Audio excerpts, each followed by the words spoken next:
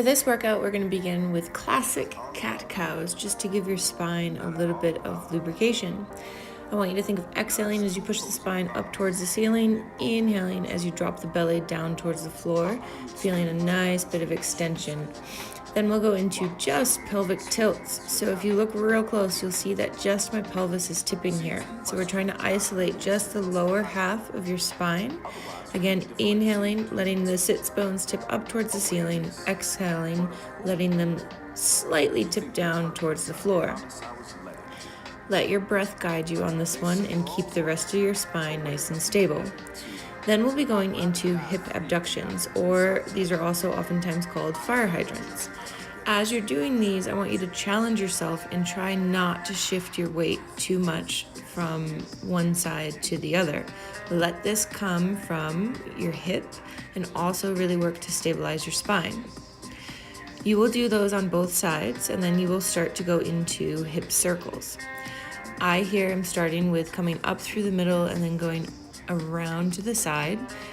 Again, you're trying to stabilize the spine. So there should be little to no movement throughout the spine, and you should be breathing the whole time. You'll want to do these in both directions. So once you go up through the middle and around to the side, I want you to then come up from the back and go around to the side. And again, you're trying to minimize the movement of the rest of your body.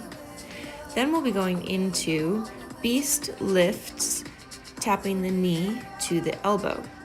Again, you're trying to stabilize your spine. This will require you to engage all of the muscles of your core as well as the muscles of your hips.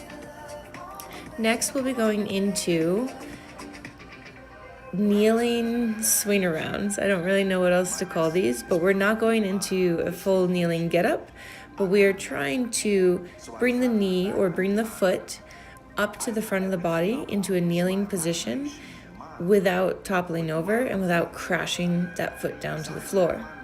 The last little bit that we'll be doing is a supported side plank hip abduction, going through your set of reps right here and then holding that leg up and going through thread the needles. If you do have any wrist issues, you can of course come down to your forearm, but I would like you to try to stay as strong as you can in that side body. And again here, now we're going into thread the needles. Think of exhaling as you loop through, inhaling back